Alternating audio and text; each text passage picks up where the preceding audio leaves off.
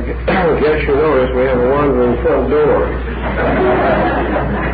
The main problem is don't wander out of the old one.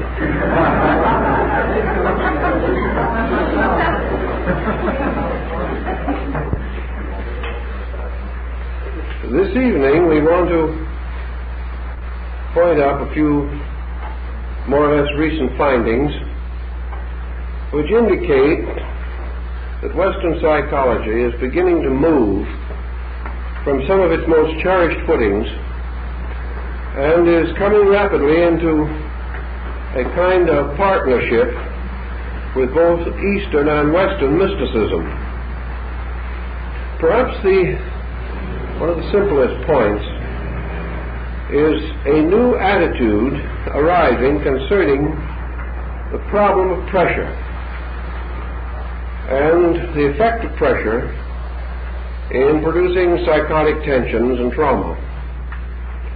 Actually, a complex or any negative psychological fixation is not of any particular importance in itself unless in some way it receives nutrition. Like everything else in the world, a fixation must feed. It must be nourished. It must be sustained in some way. And the individual who is developing a pressureful interior life is likely to begin by trying to break up fixations or attitudes which seem to be causing him trouble. It might be likened roughly to a situation of a skillful prize fighter and his advantage over an unskilled opponent. The chances are the opponent will not last long. He won't have a chance. But if you take this skilled prize fighter, lock him away somewhere and give him no food for 30 days, a much less skillful man could defeat him, simply because his energy is reduced. His strength is partly, at least, destroyed. In time, it could be completely destroyed. He must therefore be fed. And nearly every problem that we nurse and nurture depends upon its nutrition for its authority as a problem. Remove the nutrition, the problem becomes less and less real. So instead of attacking all of the various mental attitudes separately and attempting with rather obvious Western violence to uproot them, there probably are simpler ways of overcoming most of the abnormalities that we suffer from mentally and emotionally. One of these ways is simply to remove the source of energy by means of which the problem is maintained. Now, the source of energy in the average individual is also the same energy by which, through unreasonable action, he contributes to the problem. Problems arise from the misuse of energy. Situations become more difficult to the degree that we continue to devote to them unwisely energy which might have more constructive and proper channels of expression. The individual, for example, who has a quick temper or a bad disposition temperamentally, his temperamental disposition could not exist without energy. It takes a great deal of energy to have a good temper fit. It takes considerable energy to have a good crying spell. It takes quite a bit of energy to hate somebody. It takes energy to criticize people. It takes energy to be sorry for ourselves. It takes energy to reject life. It takes energy to break patterns. And it also takes energy to create patterns. Thus, nearly everything that comes out of our complex characteristics, everything is what it is because of the energy that we bestow upon it. If, therefore, we are confronted with a situation that is not what we want it to be, one of the simplest and most direct ways of annihilating that situation is to starve it out. So simply turn from it the kind of energy by which it can survive. To reduce the available energy to support a psychosis is difficult for the reason that the person is not always able either to control himself or to know what particular type of control is most indicated in his case. Yet again, the problem remains comparatively true as we see around it in life. The dandelion and the palm tree grow out of the same earth. They derive energy according to their natures. Paracelsus pointed this out long ago. Therefore, complexes of many kinds and temperaments of many levels derive their individual expressions from common life supply. The life supply, totally turned away from the individual, terminates his existence utterly. And as he goes into this state of non-objective existence, his problems, as far as his personality is concerned, disappear, at least in their relationship to other peoples.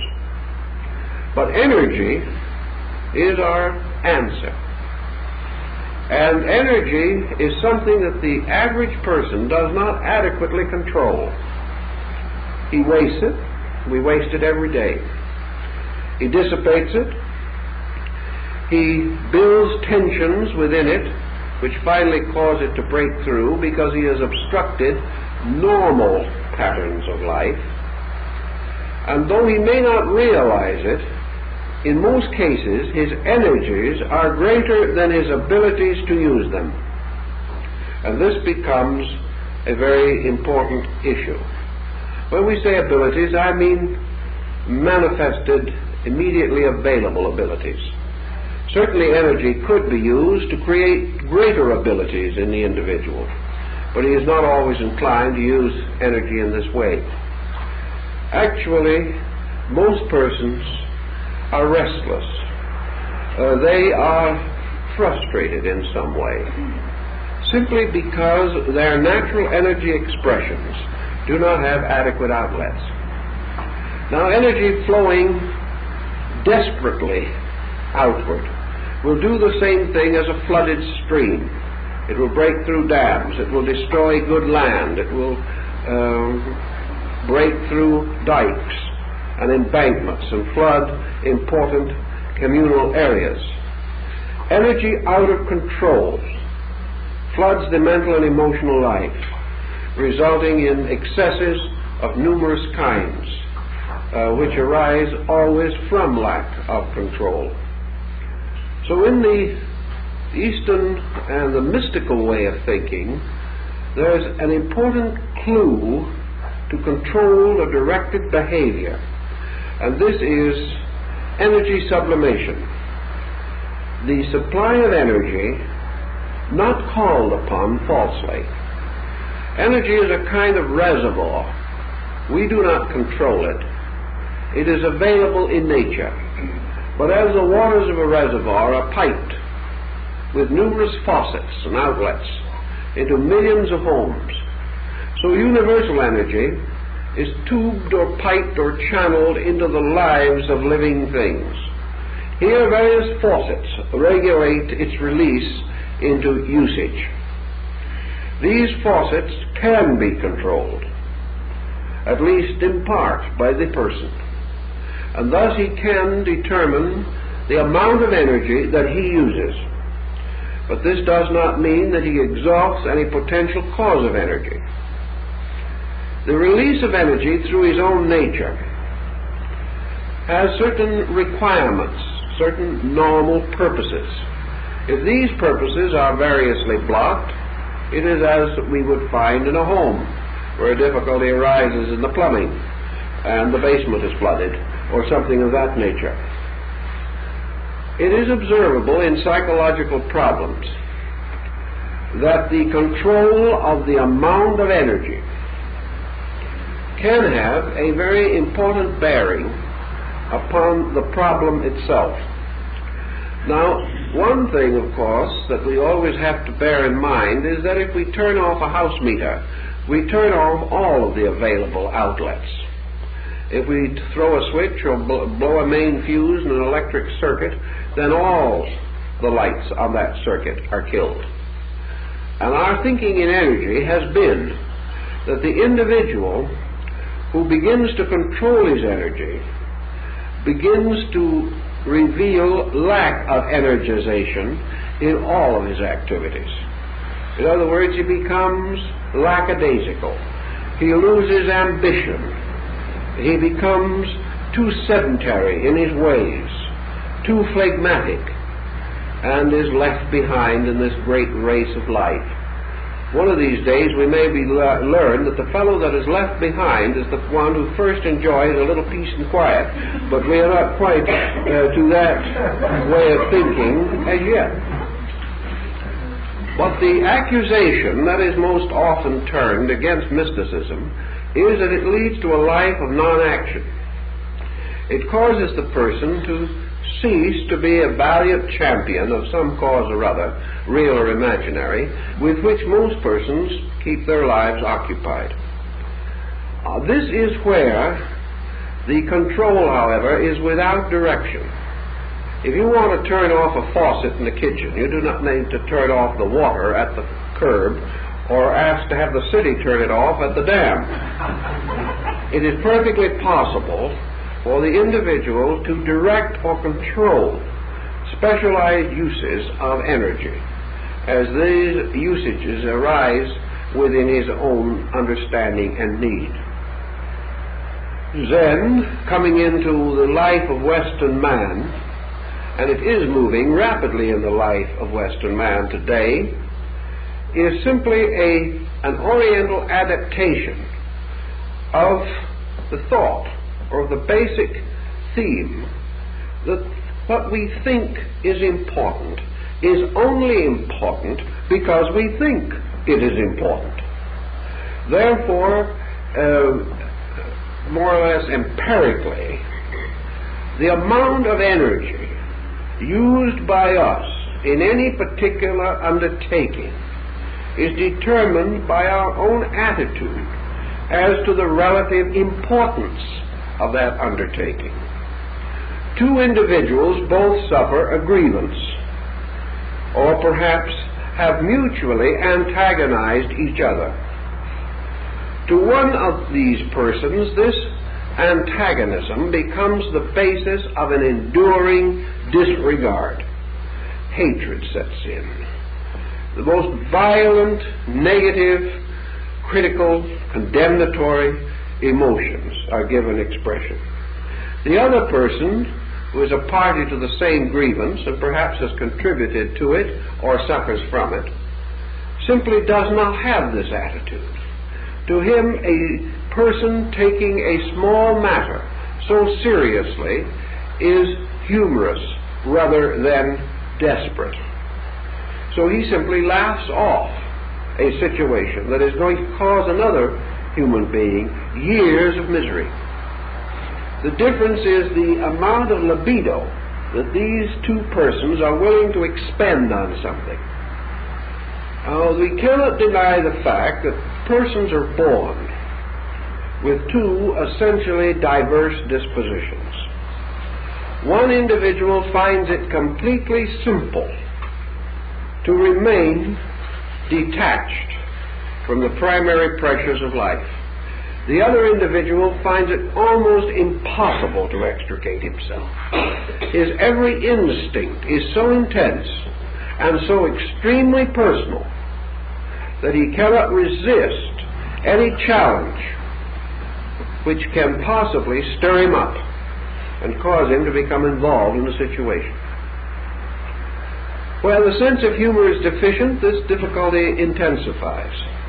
But if you look around you, you will find individuals of comparatively equal intelligence, of approximately similar inherent talents and capacities, who react entirely differently to approximately the same stimuli. To one individual, the instinct is to fight back. To the other individual, the instinct is not to fight back. Now, we look at the individual who does not fight back, and we say, is he a coward? Is he afraid to fight back? Or we say, is he so stupid that he doesn't know he's been insulted? That's quite possible. And we begin to analyze his potential deficiencies, because we assume that if he was a nice, normal, happy person, he would get mad. If he does not follow this expectancy, we consider the serious possibilities that there's something wrong with him. On the opposite side of the picture, the individual who fights back, why does he fight back? He fights back perhaps because he has been insulted.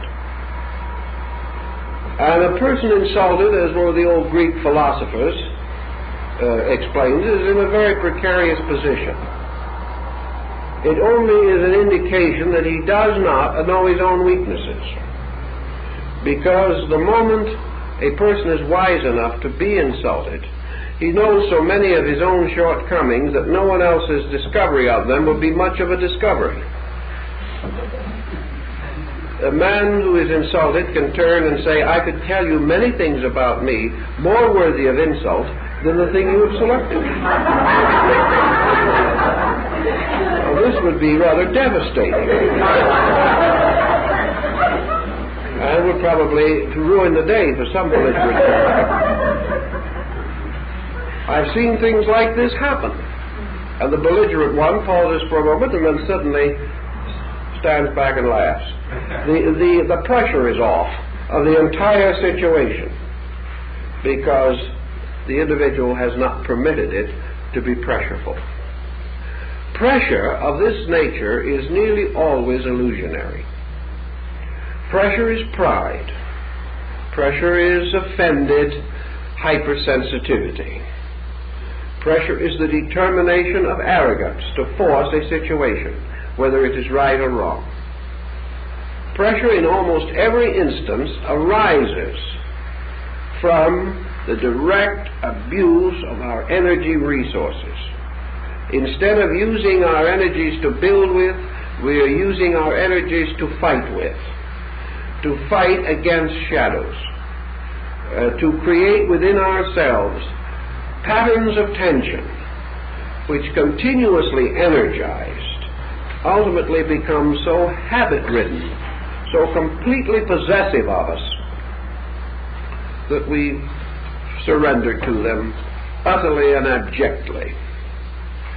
Mysticism has always been a quiet way. It has always been the way of non-violence. Yet mysticism, in its great exponents, has never been weak.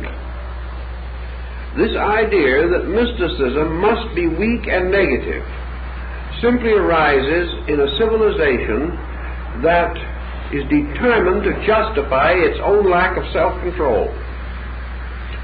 The mysticism of Jesus was not weak.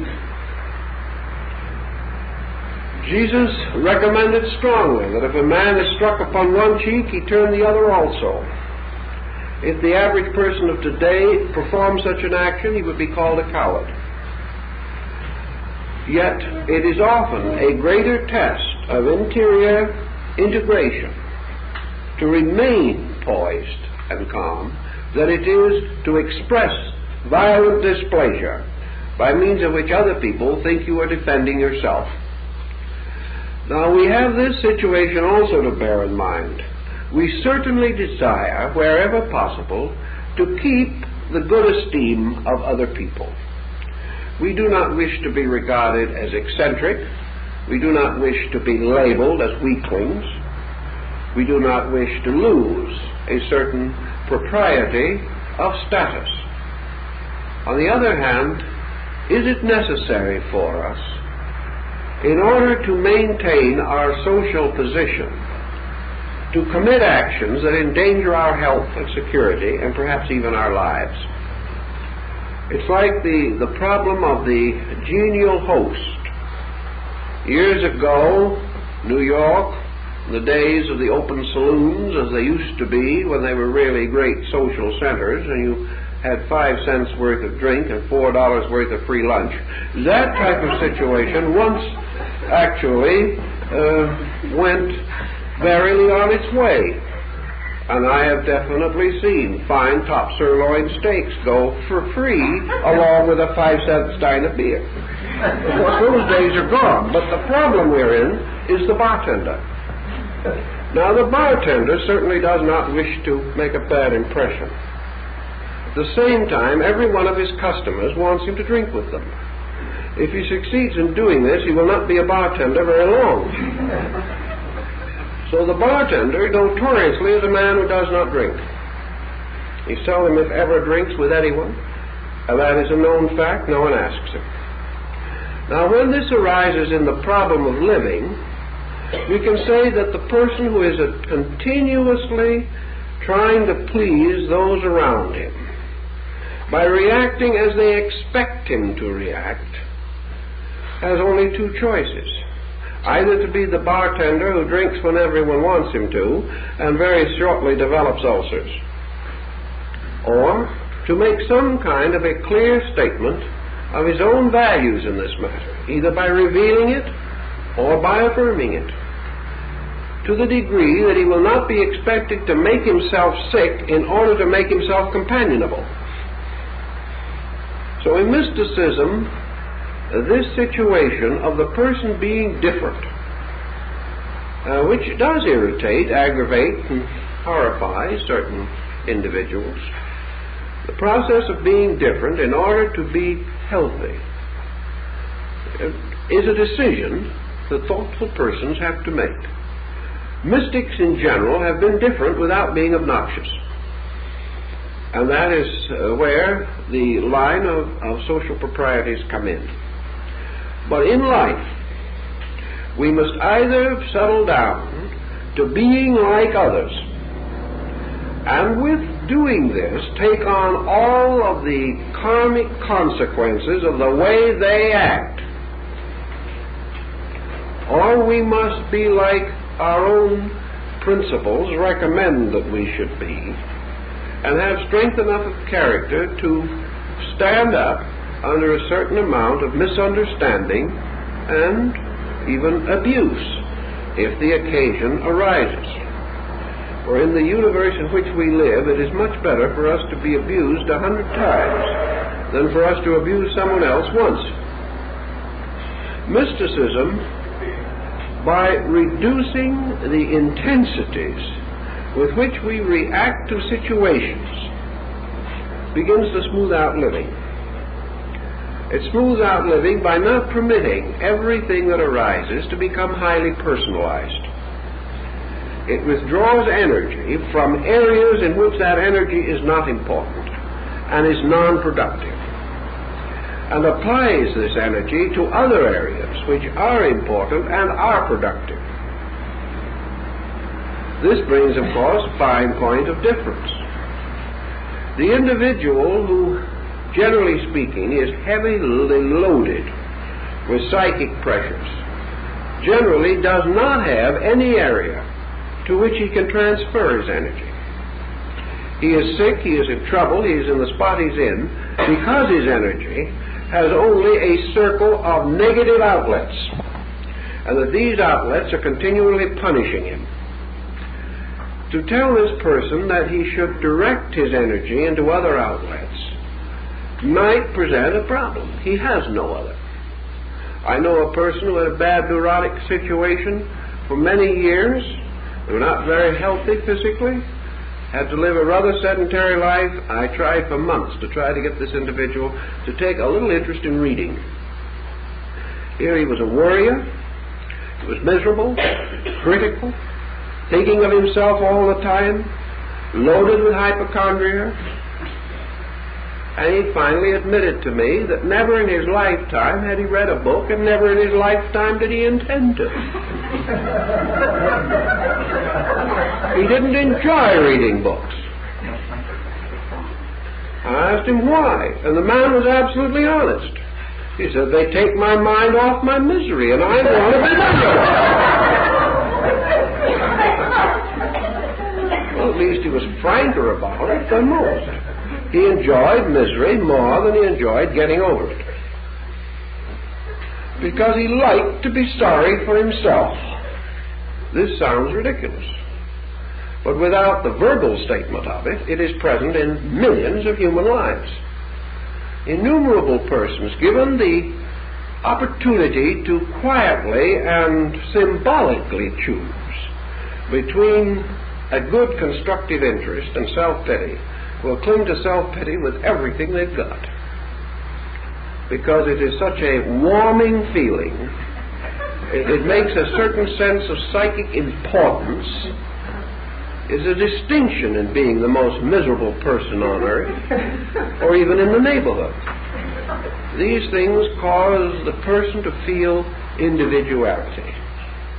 Actually, there are many better and more important ways of being an individual, and these should also be carefully considered.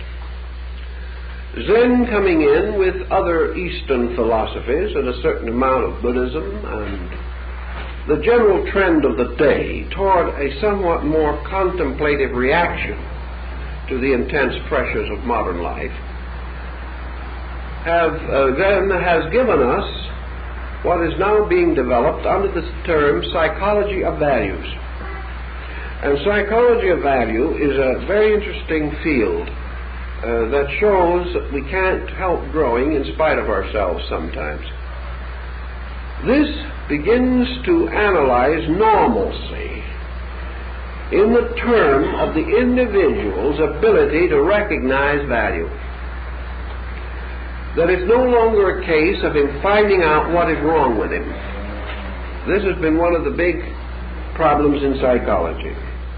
The average analytical procedure causes the individual to become hyper-aware of himself. The theory, of course, is that if he gets aware of himself long enough and intensely enough and consistently enough, he will in the end get very tired of himself, and in that way break away from some of his troubles. But the psychology of value says that it is more important for the person to begin the contemplation of what he should be than the consideration continuously of what he should not be. That the experience of a positive state is highly desirable. The person who is miserable is to a certain degree a person who has never enjoyed being comfortable. If he really had ever enjoyed being happy and had a clear psychic archetypal image of integration, he would find misery an unhappy contrast. But during his entire period of life, he has never sensed by experience a truly positive situation. He was a little miserable as a child. He went through children's ailments and problems. A little more miserable as he got a bit older. His family may have broken up, left him falling around among relatives. Got into school, wasn't well adjusted, a little more miserable. Came out of school, took a job which he didn't like very well, didn't get along with the people around him. Married, made a comparatively inadequate marriage. Maybe not bad enough to be divorced, not good enough to be worth anything. Gradually developed 2 or 3 children that became a cause of nervous tension. Against these things, no resources within himself, went to church occasionally, thought the minister was an awfully smart man, especially when he talked on current subjects, and just drifted. A little more problem, a little more tension crept in, very soon neurotic situation. The individual gradually sinking further and further into a series of negative experiences. Against these negative experiences, by way of interior contrast, there was no positive experience. the individual knew how it felt to be uncomfortable. He did not really know how it could feel to be comfortable. He heard people tell about it. He heard people say that they were blissfully happy. It didn't mean very much, perhaps a little twinge of envy that somebody else was so much more content than he was. But when a person said they were happy, the only way this half-integrated and half-demoralized person could react was by his own definition. And instead of recognizing the other person to be happy, he could only say that the other person was not unhappy. In other words, he could create a contrast only to himself and to his own experience. He could only decide that this other person was different, and that certain secret longings or subjective desires that he intellectualized and emotionally thirsted after did exist. Someone else had them, but he could not even tell what they were actually. It is very much as though each of us tried to plumb the depths of our closest friend or relative's psychic nature. We might have certain intellectual concept of it, but we could not know what it is. Western man, as we know him today, therefore, theoretically, has never experienced normalcy. He has never experienced any normalcy other than that of the traditional degree of unrest peculiar to the time in which he lived. His idea of normalcy is simply an interlude between wars and depressions, socially speaking. His idea of happiness is the day in which things did not go as badly as they usually do. His idea of supreme joy was to be able to get out of a responsibility. He had no real concept of happiness or integration or purpose that was meaningful. Like the two Irishmen working down in the sewer.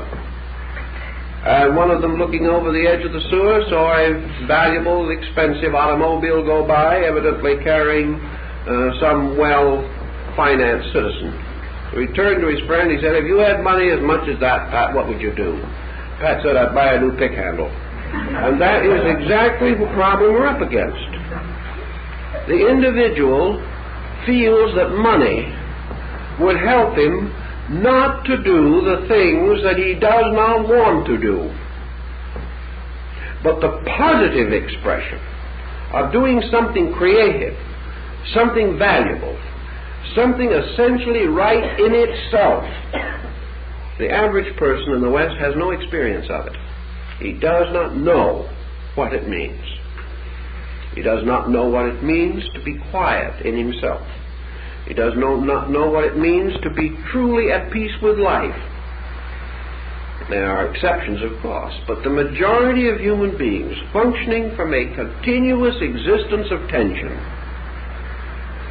are able to measure only tension and the diminution of tension.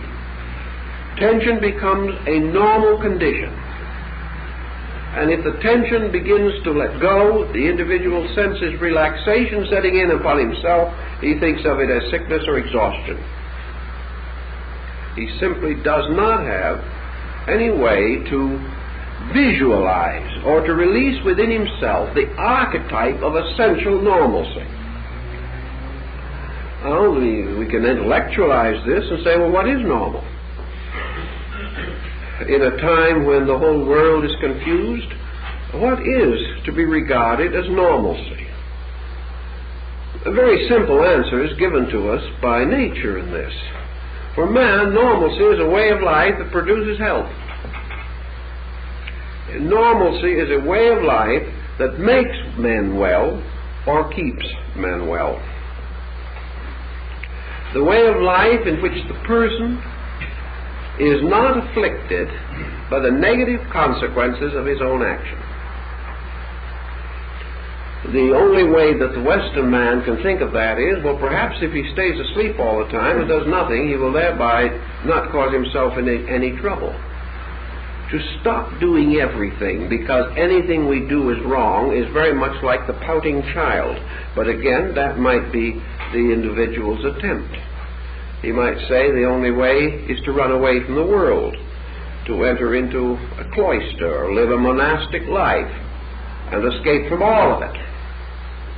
The true answer, the answer of a positive adjustment with life and energy, is just so strange to Western man that he has never hardly investigated it. And this is true of psychology. Psychology is trying to put man back again into health by the same brute force and awkwardness that made the man sick in the first place. It is simply a power drive with one policy driving for dominion over another. The physician pushing in one direction and the patient pushing in the opposite direction. But the physician, having certain particular instruments of persuasion that are perhaps stronger or more psychologically impressive, has a certain degree of success.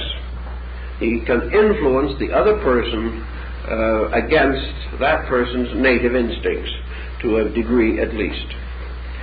Now, why does mysticism play an important part in this?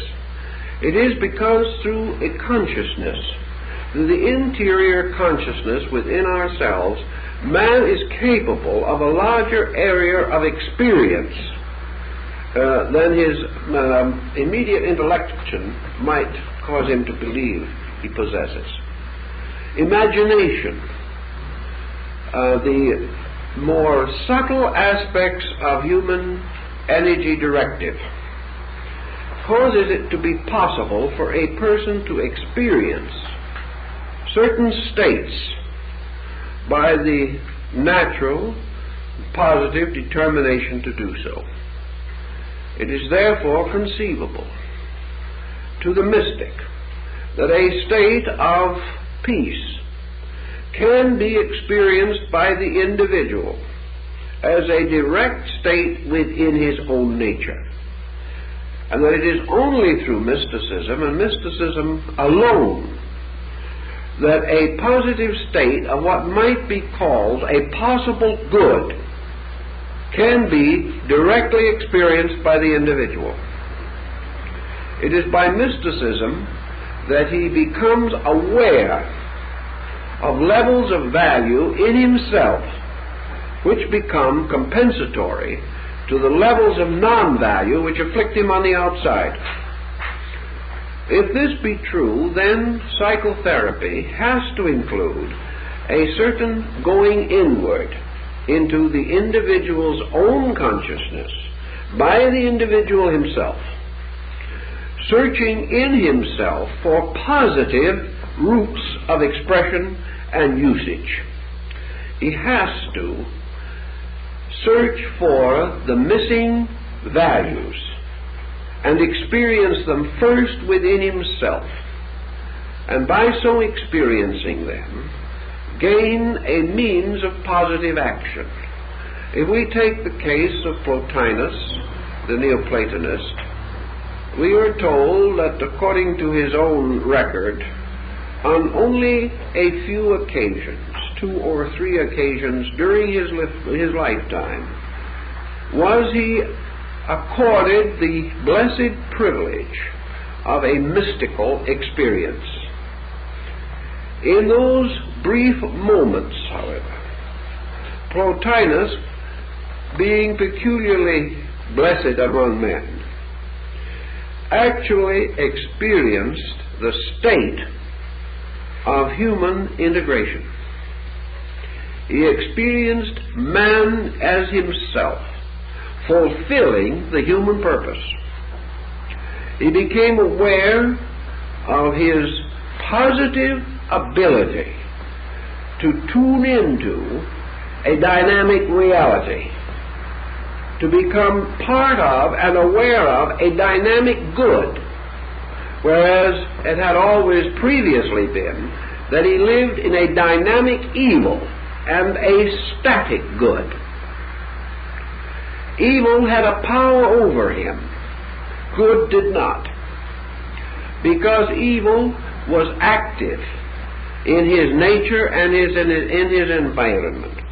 But good was merely a word, a dim fantasy of value, something that had never been truly vitalized.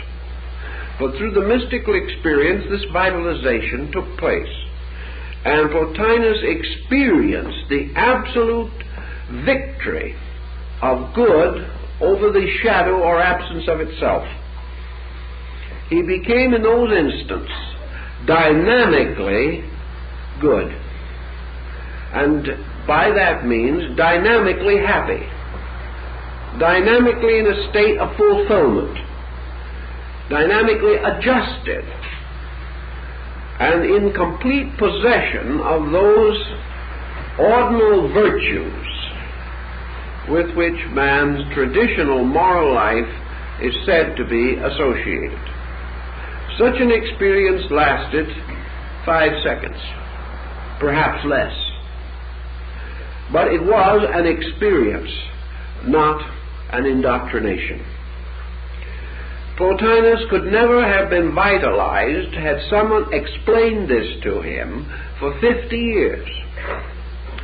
But because it happened to him, because it occurred within his own life, it became an absolute authority in his life. And he told his disciples that all through the years in which no such privileges were again granted to him, he still lived in the serene, living recollection of that which had occurred. The door did not open again for many, many years, but he knew what was on the other side of the door. He had been through the door. Nothing, no one, could alter this conviction, which he could also re-stimulate in memory, in conscious understanding, in recollection. He could relive it 1,000,000 times because it had happened to him. Mysticism, then, has this peculiar and wonderful authority of an experience that happens to us and becomes the first important experience against the mediocre. Psychology, realizing the possibility of such a thought, begins to analyze how the mystical experience can be engendered, how it can be conjured out of this mysterious complex of living. There's no use writing it as a prescription because no one can fill it. Yet it is the only remedy, the sovereign remedy, for the innumerable psychological ills of the individual. Actually, of course, the psychotic, the pressure-laden person is in a very poor situation to have such an experience. Yet this is not totally the fact of the matter. It seems to be. Rationally and even morally, we would assume that the person who is most dynamically wrong is the furthest from the state of being right. The story of mysticism, however, does not sustain that. As we realize from the theophany of Paul on the road to Damascus. Here the mystical experience is given to the apostle at the very time he is on the way to persecute the Christians. He has already stoned them. He already struck and seriously injured James the disciple. He had no interest and no faith whatever, yet to him was given this experience. This seems to point out that the mystical experience is no respecter of the ordinary conventions of life. It originates in something else. Now, several answers have been given to the Pauline illumination. The distances of time and the inadequacies of records make it very difficult to answer this. Some say that Paul at this time was afflicted with stroke, that something definitely happened in his health which reduced him, which broke him interiorly. Another group say that he was stricken with blindness. Some say that he was blinded by the vision. Others affirm that this was not the occasion of the blindness, but was associated with it. If Paul had passed through some immediately preceding disaster, this might very easily explain the matter as a break in the armament of his negative aggressiveness. Other mystics, however, are evidence and clear proof that the mystical experience is not necessarily simply the result of the perfection of the disposition. What it appears to arise from is the reduction of the energy in the negative pattern of the personality.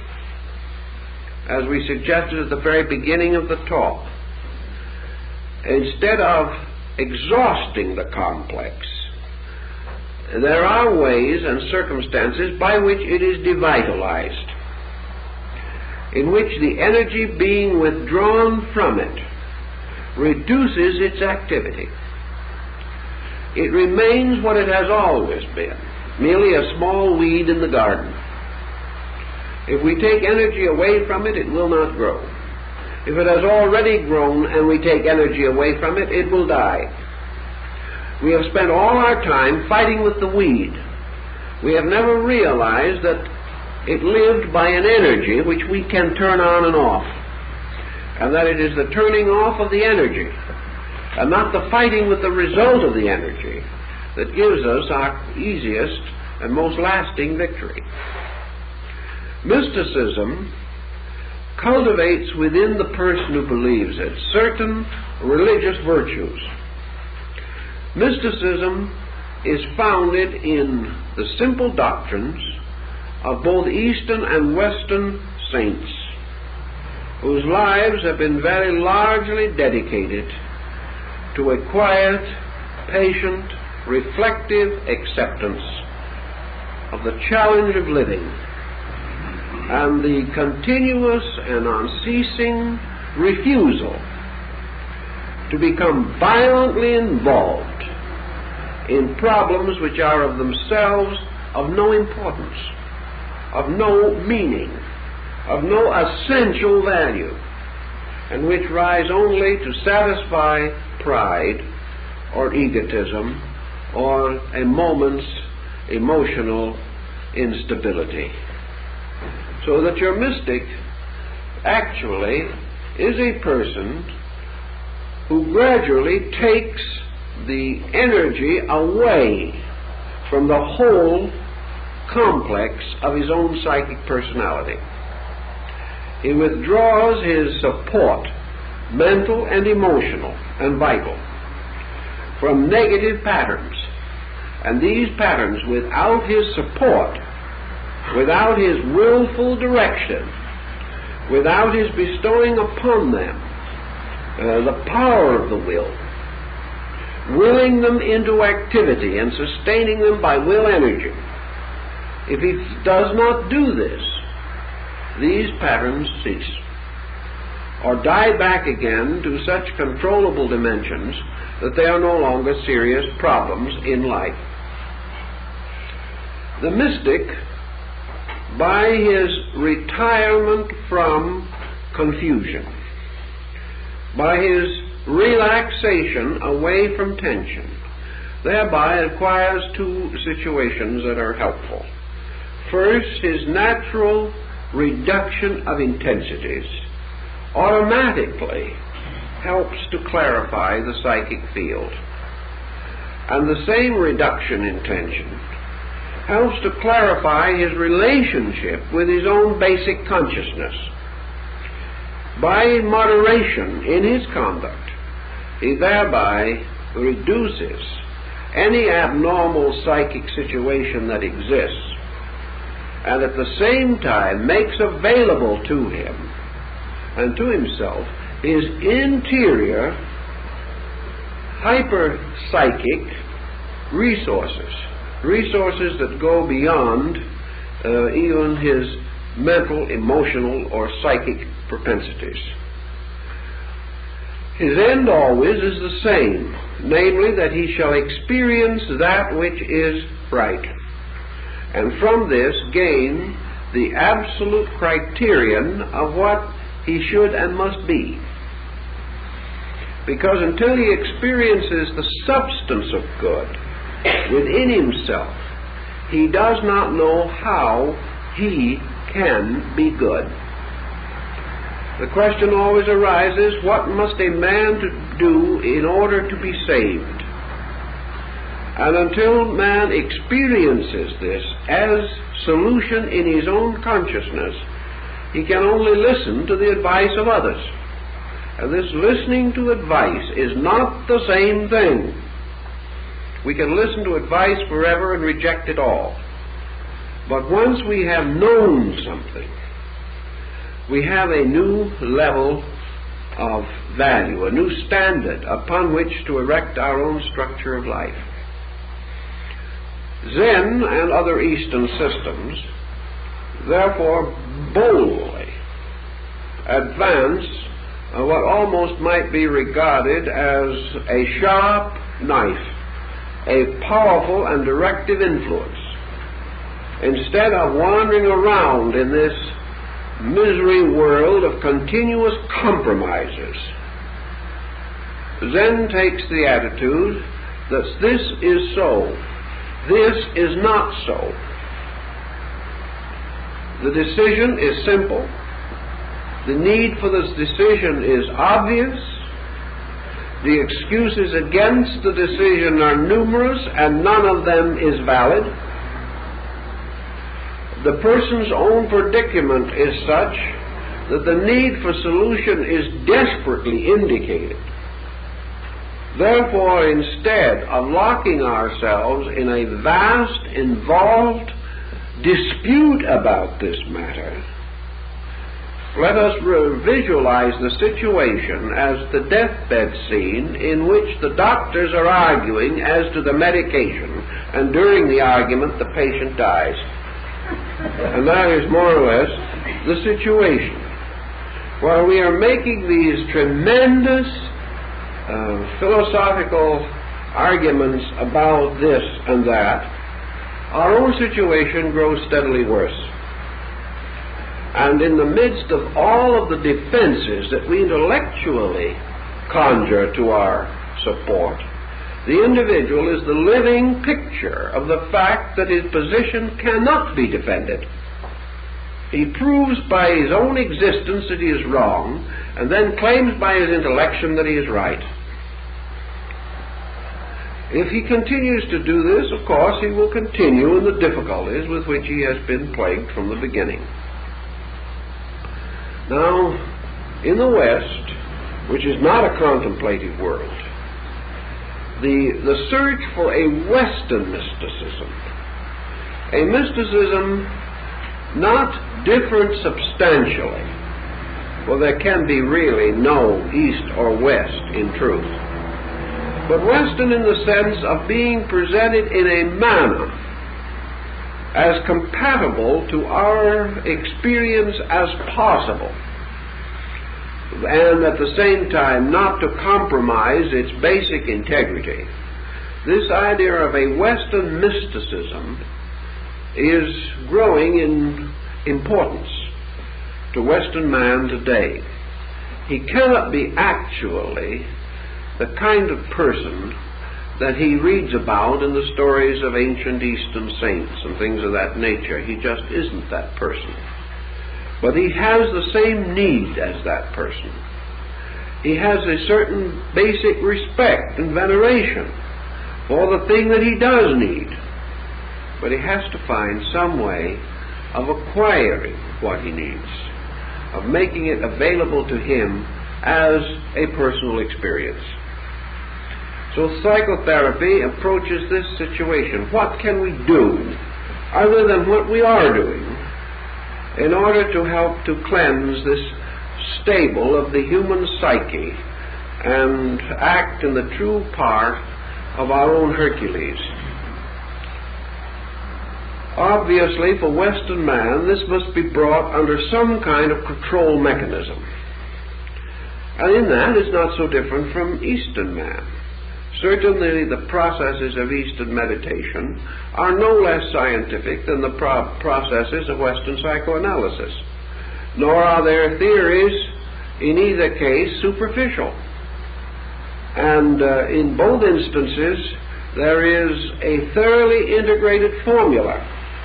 It is being done in an almost completely scientific way, although it transcends science as we are likely to think of the term scientific.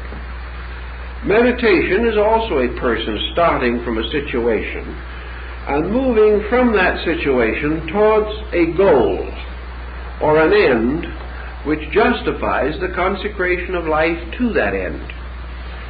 In some Eastern nations where meditation has been universally practiced, it is seemingly a thoroughly natural, reasonable, and proper force, and brings no thought of ridicule or criticism in the public mind. In fact, the person may be regarded with a special esteem because he takes such a life, even as here he is going to be regarded with the most profound suspicion. Yet the end to be attained is, in both instances, approximately the same.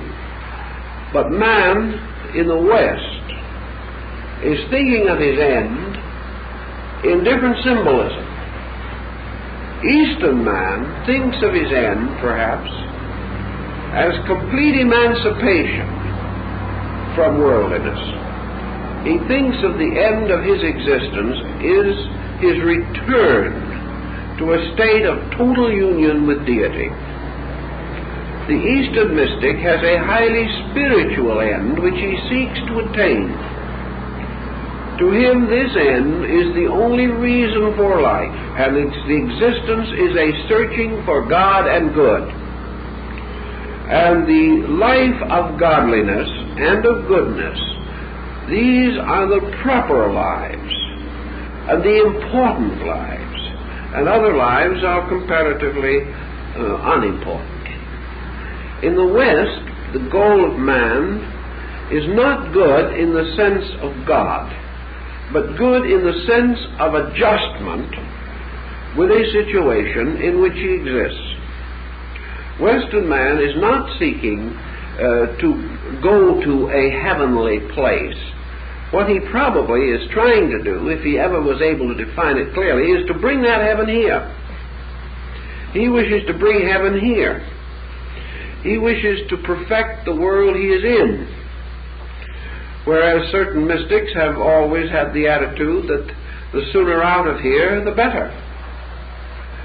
The Western man wants to make this world a world of security and peace, and he envisions his daily contribution to the future of his race as a contribution toward some golden age ahead, some utopian world to come, in which all the 5-year plans and the 10-year plans and the longer range 1,000-year plans and the long range from the primitive to now 10,000-year plan will sometime result in these plans coming true, and that a generation will come into the world sometime in which there will be no sin and death, and that everything will be as beautiful and wonderful as we might want it to be. Standard of satisfaction. It would be very difficult, therefore, to assume that this world can be rapidly transformed in its totality, picked up as a globe, so to say, and carried from one level of integrity to another.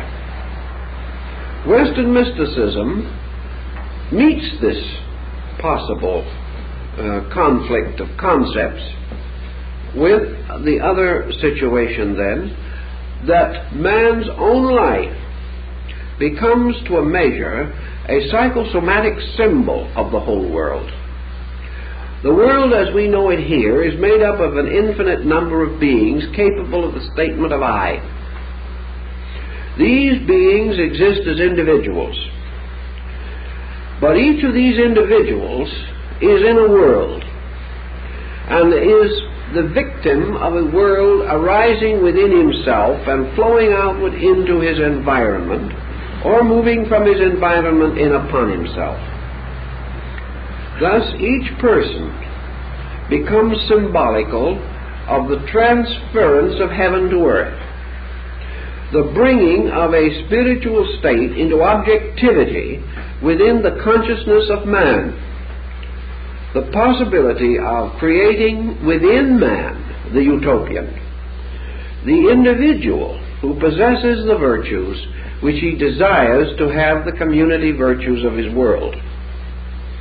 That it is conceivable that the individual can attain this has not been denied. And the resulting thought, of course, that brings some optimism but restraint, is that enough persons gradually coming to this individual discovery could go a long way towards ultimately moving the collective in that direction. Because by degrees, individuals becoming as they are the units of masses. If enough individuals move in a direction, the mass moves in that direction. So mysticism for Western man has to be solutional of something. It is not his departure from life into some mysterious nirvana. It is rather the departure of his ailments, the departure of his difficulties, and the final integration and organization of himself as a directive leader of his own fate, with both the wisdom and the strength to be a good leader, to be capable of preserving the peace in his own nature and living according to it. Mysticism for this man cannot be totally disassociated from his immediate needs. And I think it will come into our Western world through the recognition of a process of therapy in which the individual, by the cultivation of certain laws, principles, and practices of mystical procedure, will discover that these put his personal life in order, and that by putting his personal life in order, they accomplish most of the byproducts which he desires. His confusion in all its manifestation represents byproduct. The fact that he is in his present sorry state results from this lack of organization. It is itself a byproduct. So if we wish to say that man's sickness, physical sickness, is to a measure psychosomatic, that many of the ailments which are increasing at the present time are directly traceable to tension, or to one or other of the excesses by which the individual hazards his life. If we also want to assume that domestic problems, juvenile problems, vocational maladjustments, all these things to a measure result in man energizing the wrong values, then it means that by the re-education of his basic value sense, much can be accomplished. To re-educate the value sense in man, we may need, and will probably ultimately develop, a series of disciplines based upon Eastern techniques, but probably a little like some of the adaptations of Eastern art and architecture to our Western way of life, coming upon us almost unawares. Perhaps the architectural situation will be of some use to us at the moment. in trying to make a point here. We have several great systems of foreign architecture, particularly Oriental, that have been neglected for a long time because for years, for centuries, our public buildings were Greco-Roman, our cathedrals were mostly Gothic, our monuments largely Gothic or Baroque, or if we were extremely luxurious and wanted to finally indicate beyond all doubt that we had wealth and culture, we ran into that glorious, spindly, gold-leaf situation that dignified the Louis of France from the 16th to the 18th, and immediately following the 18th, the deluge. This situation caused us a lot of discontent. Now we have many schools of Eastern architecture. And it is interesting that in selecting by our own subconscious or by the subconscious of our art directors or interior decorators, however, they don't get very far unless the client pays them, so it all goes back again to what is acceptable or what the individual is willing to live with. Out of all the systems that could have been drawn upon, the simplest was selected, and that was the Japanese. And it is distinguished by under-furnishing, under-ornamentation, and such problems as bringing outdoors indoors, some magnificent garden composed of nothing but 5 rocks and combed sand, a delightful and glorious house in which, theoretically, if not actually, and ultimately, perhaps actually, you do not even have to continue to live in rooms of the same sizes and shapes. You get tired of your living room, you pull 3 or 4 silk partitions one way or the other, and your living room becomes anything you want it to be. You can take all the partitions of the house down if you want to, and change a 9-room house into 1 room. Or you can, if you're a little tired of that, you can put up so many partitions that it will make a house that resembles a cell block at Sing Sing. You can have what you want. You live in walls that are only where you want them to be. And that's Zen. The ability to change the shape of your room to meet the shape of your life. You can also realize that your consciousness following into all of these shapes can be any and all of them. Your consciousness can be a 1-room house consciousness or a 9-room house consciousness. You can have a consciousness that wishes to be alive with the sky or the air and wants no walls. And you have complete control over whether you want walls or not. It is not necessary for you to blast through 16 feet of solid concrete, as in the time of Richard the Lionhearted, in order to get into a house. In those days, they built walls to keep people out. And what did they do? They kept the people on the inside in. And every barrier we build to protect ourselves imprisons ourselves. So suddenly, we like to see rivers flowing into our living room. We like to see doors and windows where walls used to be. And we like walls that we can argue with a little bit, pushing them this way, getting rid of them that way if we don't like them. We are tired of the bric-a-bracs and of the oddments and all this type of thing. And our taste today moves toward this openness, this broad sweep, this lack of boundaries. It tells us something. It is all part of a kind of an astute formula, a Zen formula. And when we are thinking of art today, we go into the Zen type of Genri art. We go into an art that goes back to the basic value of simple line and the tremendous importance of the full consciousness of line and color. These things point out psychological changes, and they also point out the desire of the person not to be cluttered. This against clutteredness is showing up all through our culture. It is showing up everywhere where man has been for ages cluttered.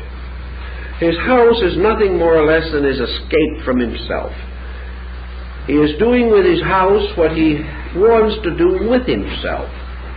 And his relation of his house to himself is the relation of his psyche to his being. And today he is very anxious to get rid of a cluttered up psyche. And he has learned that one way that he can get rid of it is simply to make his walls of paper and silk instead of iron and steel. That he also can get rid of it by getting rid of debris, of clutterage.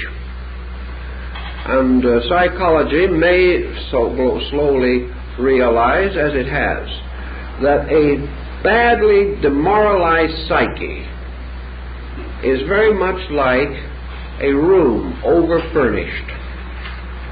Back in the old days when nothing was ever thrown away, in the days when the portieres were threaded eucalyptus buds alternating with leaves, when small window curtains were beautifully festooned out of father's cigar bands, in those days nothing was ever lost. The drapes were hung with little pinned reproductions of children's drawings that had been there. The wedding wreaths were underneath glass bells. Everything was velour and velvet and felt. Every tabletop resembled a present piece of kitchenware. It was heavily loaded with marble and mosaic, or something that was the 19th century equivalent of linoleum. Linoleum was liable to appear in the living room just as well as anywhere else. For portraits of those long dead, most of them apparently having died of various types of grievances from the expressions, were everywhere. This was the stuffy old psyche. This was the individual living in an atmosphere in which there was no freedom for his own soul. He lived overshadowed by the grimness of hereditary bestowals. And the psychologist today, trying to explain to the individual that he is suffering from a broken home, and the individual going back and visualizing that early childhood difficulty, is in very similar condition to the same man going to the family homestead, going into this room and seeing these grim-faced relatives glowering down upon him from across the years. Relatives that still live in him as part of his psychic content. Situations that mean that he has inherited this whole stuffy mess, and that he has carried it on through the years. Now, it's wonderful for someone to try to put these things in order, but you cannot put a good many of them in order. There's only one thing to do with them: throw them away. They are of no importance to anyone. These cherished things that 50 years ago would have been lovingly preserved at the cost of life. If the house was on fire, the individual would gladly have been burned to death rescuing them. These things are now worthless. We cannot say in psychoanalysis, learn to get used to them. What's the use? We cannot say, well, don't forget that this hatchet-faced ant up on the wall was really the victim of a bad psychotic time herself. Look how her parents treated her and how their parents treated them.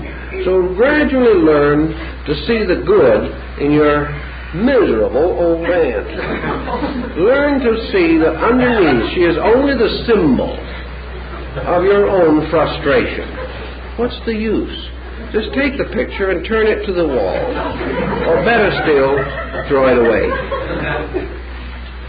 Now you can go through this same room and you can try to reconcile yourself. You can say, yes, these gorgeous portieres of eucalyptus buds were wonderful at the time they were made. They were the production of loving spinster sisters who had nothing much more important to do because they couldn't play the piano all the time. These things have sentiment to them. They are nostalgic. They have a sacredness about them. They made somebody very happy, or at least help somebody to be unhappy in a pleasant manner. This situation causes them to be part of us, to be part of our background. Well, we can do that. We can take them down and we can carefully roll them up and say sometimes somebody may want them, although we know they never will. Or we may try to live with them. We may try to clear our dream life so that we can wander through this house and this room whistling with sheer joy because we understand everything in it so well. It's all reconciled now. But what have we done? We've reconciled ourselves with something that wasn't anything in the first place, that had certain, perhaps, excuses for existence, but never any reasons. It belonged to a way of life that was dated like a geological strata. Once it's gone, with it went the dinosaur and the Megatherium. There's no further relationship in these things. Now, if our own haunted house, our own psychic nature carries this tremendous burden, there is no real gain from trying to rationalize it, from trying to accept it, from trying to say, I'll live with it, regardless. Well, maybe we could live with it, but it means nothing. It is only punishing ourselves for no purpose. It would be very much better to take a perfectly simple Zen attitude in this, because a Zen monk coming in, looking around very carefully, would probably burn the place. In other words, it would be the simplest answer. There's no need, there's nothing to be gained from it. It has no answers for questions or problems that we mean or that we need. Consequently, if the whole situation dies out in us, completely and totally, it is far better. There is also no reason why we should go around in the presence of this saying, I don't like it. But because I don't like it, I must now accuse myself of being disloyal to it. It's not any good. I know it isn't any good. But I have loyalties. I am in some way required by a code to protect this thing and, if possible, transform it into a national monument. It must go on. Now, many people kill themselves with that type of loyalty. And nothing gained again. So mysticism, cutting through all of this, gives us the concept of the simple house. The house in which the walls are very simple, in which things that are no longer valuable are buried honorably, where their ghosts will no longer walk, where these situations can no longer arise, and the individual lives in the free air, looking out through these cloistered and starry walls back to the sky and the earth, which were his common parents. Here lies man's return to value, and escaping the stumbling block of trying to get there by passing through a mystic maze of everybody else's values, which he can never do anything about anyway. He does not need to say his ancestors were wrong any more than he hopes his descendants will say that he is wrong. But these things do not add anything. And while we are fighting with these, struggling with them, trying to root them out one by one, the years go by, the sickness goes on, and the person cured of one ailment simply turns his face to another corner of the same room and is just as sick again. It is the same problem, infinitely repeating itself. Today, physically, we would scarcely do this anymore. It's on rare occasions now that persons literally hold on to things this way. The outer symbolism is broken by the five senses that can't tolerate it. But the interior symbolism is held together by subjective pressures and by a certain psychic loyalty. And perhaps this peculiar tie back to the past, which is part of the psychological entity of all of us, and which unfortunately is not always tied to the right part of the past. There is a value in that tie, but only when it is properly and adequately used. The psychic mystic problem goes into this gradual fading away of false value, the getting away from this miserable conglomerate into simplicity again. And the house of today is a little bit symbolic of that. Some of these modern houses are pretty bad, but the principle of getting away seems to be driving the individual, driving him to more or less stylized expressions of living, in which he is less and less a slave to literal particulars, but prefers rather to live in an atmosphere of broad, almost metaphysical implications. He is depending less and less upon the completeness of design. He is expecting that completeness to be supplied rather than provided. He expects the individual who beholds it to sense something more than he sees. And he leaves the situation in this way, rather open and fluid, which is much better for his psyche. If we would take this architectural release that he has gained and try to apply it to his interior psychic life, we would begin to understand perhaps something of mystical content. The rebellion on the outside is almost a mandala. The rebellion on the outside gives him a tremendous symbolic instrument to work with. And here we come to, I think, a very powerful factor in this entire situation. Man finds it comparatively easy to follow lines that are familiar to it. As he becomes adjusted to one level of a value, he becomes adapted to other less obvious value levels that are similar. Thus the person living in the open house with its very simple, austere human factors, depending more and more upon nature moving in upon it, this individual is constantly contemplating a value. Perhaps he didn't originally build a house that way. Perhaps an architect built it, or a decorator provided the furnishings. Perhaps it was only a stylization when he moved in. But if it was well done, this stylization begins to move in him. And the mandala is always the thing on the outside that starts something working on the inside. It is something that by looking at, or by studying, or by contemplating, we create a series of reminiscent revelations. Something moves in upon us, something moves out to meet it. And the thing that moves out to meet it is usually our need, moving out to meet a supply of some kind. Or it is a quality within ourselves, moving out to a different quantity of that quality in the thing outside of us. The mandala in Oriental art is consequently usually a highly symmetrical and highly symbolical structure. It is a design that is lawful in its formation and is peculiarly and specially intended to portray a principle, and to portray it in a way that is acceptable to us, inasmuch as the portrayal is accomplished by archetypal symbols. By archetypal symbols we mean symbols which in the subconscious of all persons must be essentially interpreted in the same way as against the common symbol, which is capable of any kind of interpretation.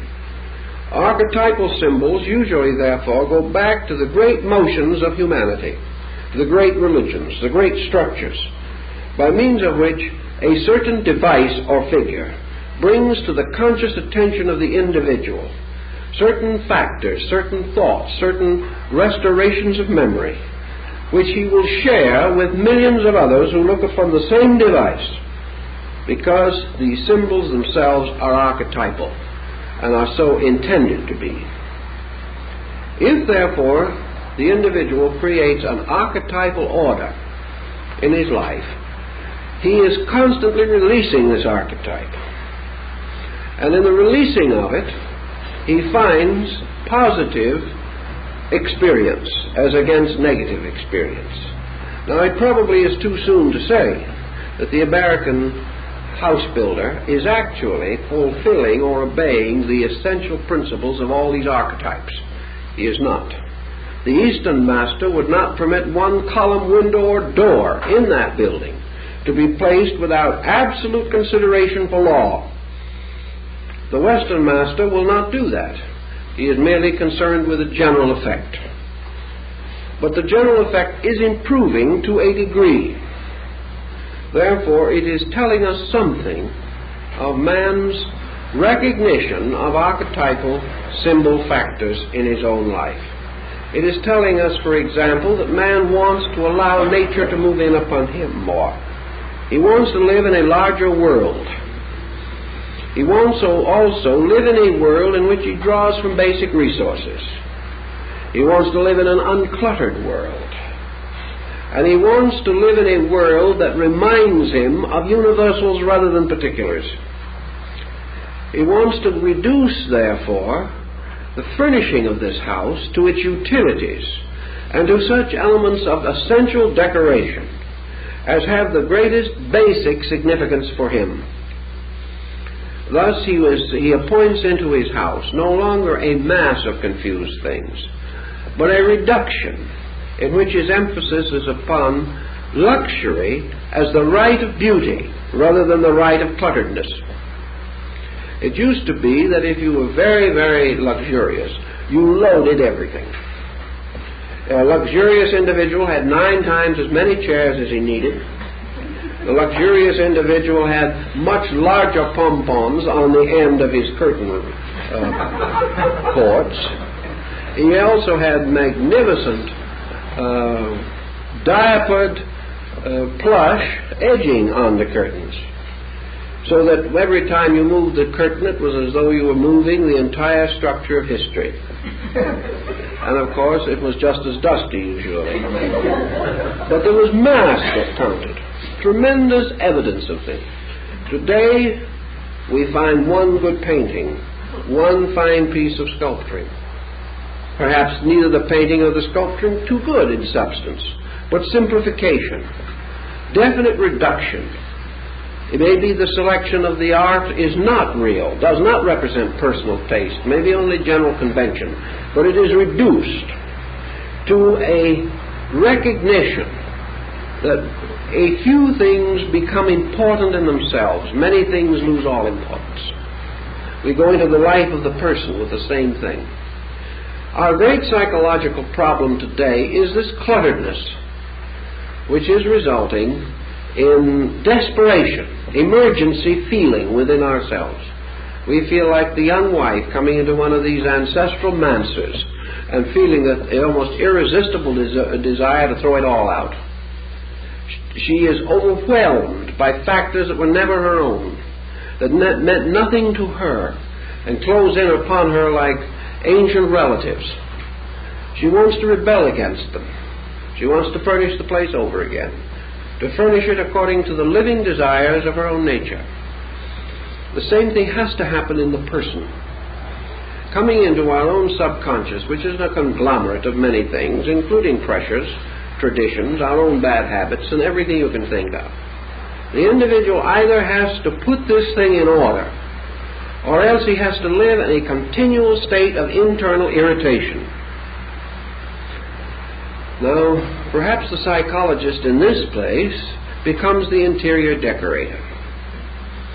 He has to try to rearrange these elements of design, but he assumes that they all have to stay there. He assumes also that if he rearranges these things, that he can arrange them until they are better for the patient because of formulas that he possesses. and that he is the one who must decide what is normal and what is abnormal. That it is necessary for the patient to fulfill a series of rules to achieve certain particular victories over certain things, and that the final victory to be attained is the ability to live with the rubbish. That the individual must be able to live in the haunted house and laugh at the ghost. That seems to be the real end that we're working for. That he must be able to get along with the inconsistencies in himself. That he must live in this house unfurnished by taste, but filled with accumulated furniture and fixtures. The East will not permit this attitude in its basic thinking. It is not that the psychological adjustment is so that the person can live with himself. This is only an excuse, and actually doesn't work. The individual who has reached the point where he can live with himself doesn't want it. He still finds himself totally boring, uninteresting, and unpredictable, and inexplicable as far as its own nature is concerned. When you learn to live with the psyche, you are only learning to live with a mystery, because of the fact that even psychology cannot tell you what it is. This is not the end that is sought. Rather, the end is to clear away the entire structure through, we'll say, the development of a recognition of universal taste. When the person has good taste, he is capable of cleaning his own house. As long as a decorator does the job, we are never sure that the person himself is going to be happy. After the decorator has finished the house, the decorator has to a measure pleased himself, but he is not going to live in the house. Perhaps the person for whom he has decorated the house has given him, as far as possible, the ideas. But you'd be surprised how many people get an expensive decorating firm and then have no ideas of their own at all. They just move into the grandeur that the decorator has conceived. And as one individual told me after living in it for 6 months, he put his desk and card table out in the garage because he couldn't live in the grandeur. He had a decorated home that cost him $250,000, and he couldn't live in it. It wasn't his home. He had been raised in a farmhouse.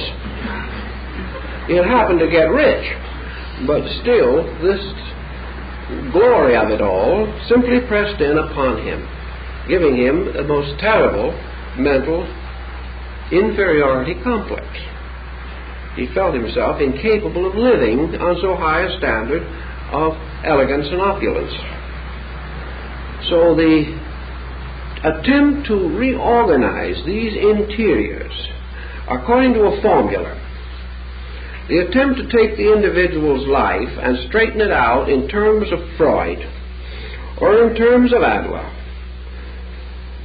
or in terms of any of these psychologists, assumes that they have to be right, and also that a broad formula, not too broad actually, is applicable to most people. These facts have never been demonstrated in psychoanalysis. That certain pressures can be reduced, the individual can be counseled into a better state of living, is undeniably true. But this same individual may go back for counseling 6 months later with a new problem, and the whole thing start over again. The actual achievement of a proven norm has not taken place. And of course the counselor is in trouble on this also, because as soon as the patient feels well enough to get along without him, he doesn't come back, and most of the time even the treatment that is available is never completed. So you don't get too far with it. Mysticism, by getting behind the whole situation, helps the individual to recognize clutteredness and order. It helps him to recognize simplicity and confusion. And if he can recognize those two groups of couplets, he is pretty well out of his troubles on almost everything. If he will cling to order and cling to simplicity, he will never be very far from integration and improvement of health and attitude. It is when he departs from these basic things that he then requires every type of psychological help that he can possibly receive. So in the West, I believe that we are going to begin not to probe the individual continuously to find out what is lurking in the subconscious. We are rather going to realize that if man has been conditioned by environment, and this conditioning moving in upon him has caused the situation that we generally recognize as psychotic, that we have learned a tremendous fact about man. We have learned that something from the outside can move in upon the inside and make a profound effect upon the inside of life. Now, we have allowed this to always be a more or less detrimental thing, although nature is constantly reminding us that through this experience pattern from the outside, nature itself is perfecting her own accomplishment. But what comes in through these sensory perceptions and goes into the inner life of man as a modifying force can be either orderly or disorderly. We get back to the simple problem of Pythagorean philosophy, namely that Pythagoras believed that medicine could be taken into the body through the eyes and the ears, that part which is taken in at the mouth has the greatest effect upon the body. That which is taken in with the eyes has the greatest amount of effect upon the psyche. And that which is taken in through the ears has the greatest effect upon the mind. That these represent, therefore, senses the eyes, instruction the ears, nutrition the mouth. The medicines can come through all three of these avenues. And in your mystical lore, the eyes have become tremendously important on the psychic or soul level. The ears play a subordinate but also often important role. But the eyes particularly give man the experience of beauty. They give man the power to contemplate the orderliness of life, and they can be focused upon the meditation forms, medicine through the geometric arrangements of devices, the mandala, the flower arrangement, the tea ceremony, everything by means of which the individual becomes capable of receiving into his nature the archetypal symbols of contentment, order, relaxation, peace, integration.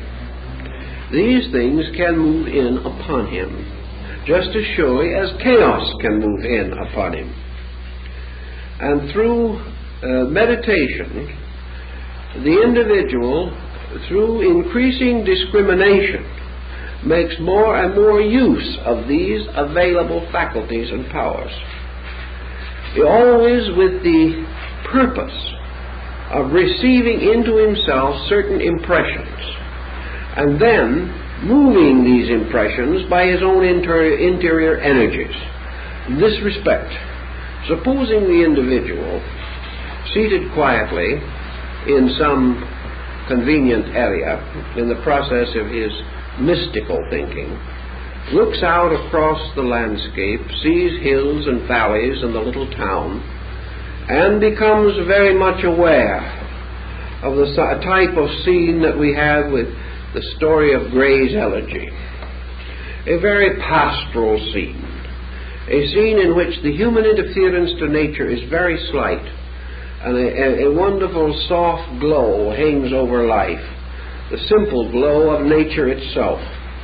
Now this contemplating person, being, we'll say for this moment, a mystic, now returns to the common concerns of the day, or perhaps to the concerns of rest, And in his inner life, he restores this pattern.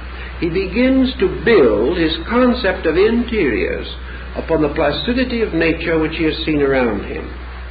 Thus the pastoral scene moving in upon himself with its attendant emotional tranquillities give him a kind of experience which he can internally estimate. As he therefore becomes more adroit at these things, more advanced in the usages of them, he finds the very definite possibility of reorienting his attitudes toward life. He finds that as he sits quietly, looking out upon the thing as it is, that he realizes the life apart from the desperate desire to change that thing. He knows perfectly well that if a real estate agent was sitting there, the place would be mentally subdivided within 5 minutes. The man would move in upon it. That 100 different motives of profit or gain could be contemplated by looking out over that landscape.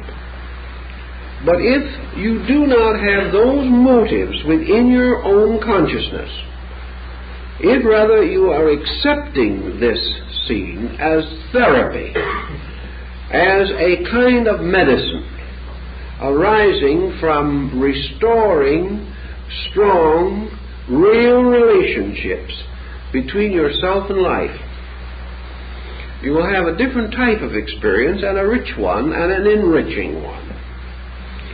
Gradually you will also gain a skill in this. You will gain the possibility to achieve this orientation in ever more confused situations. You will find that someday you can look out of an office window upon a busy street with all its traffic and its noises and its confusion, and still with this interior apperception you will be able to put this thing in order. You will be able to completely transcend its ability to confuse you, yet you will not deny its existence, deny its effects, or minimize it, or ignore it, but it simply will not have the power to disorganize you or cause you to be lost in that confusion. Mysticism can make you a kind of in the world, but not totally of the world. It permits you to do everything that you normally would do, or that others would find it proper for you to do, and yet do it in an unworldly way.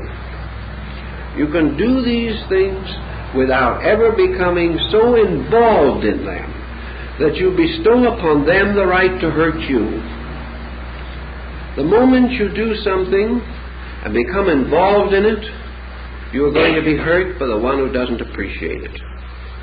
Zen would strike at this thing with everything that it has, with a sharp knife, because as long as the other person can hurt us, we will be in pain, even to the end of time. We will blame the other person, and to the end of time it will be ourselves at fault. It is this case of the wrong placing of the blame will lead to modern Western psychotic situation. It is only mysticism that can prevent the wrong placing of the blame. It is only a degree of consciousness that is strong enough not to place blame. That is the only absolute remedy for the situation. The consciousness to whom blame or not blame becomes equally unimportant, inasmuch as all things are done for the sake of themselves. All good is for the sake of good. All truth is spoken for the sake of truth. It is not to please nor to displease, to gain nor to cost.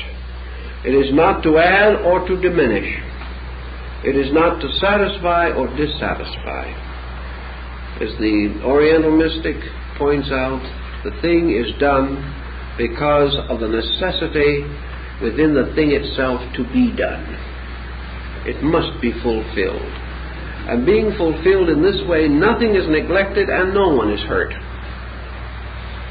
It is not a case of the individual doing certain things regretfully or other things with great gusto and glee. It is the simple problem of the doing of the thing because the doing of that thing is next. In mysticism, there is this complete detachment from the consequences in terms of other people's reactions. The great problem is that the mystic must be moved by a standard of value in which he is constantly mindful of his responsibility to truth for the use of truth. He is not censored by others, he is censored by the deed he performs. He is censored by the word he speaks. He is censored by the thought he thinks, and not by the judgment of other persons. If he can understand this, gradually these psychic pressures will diminish in his own nature.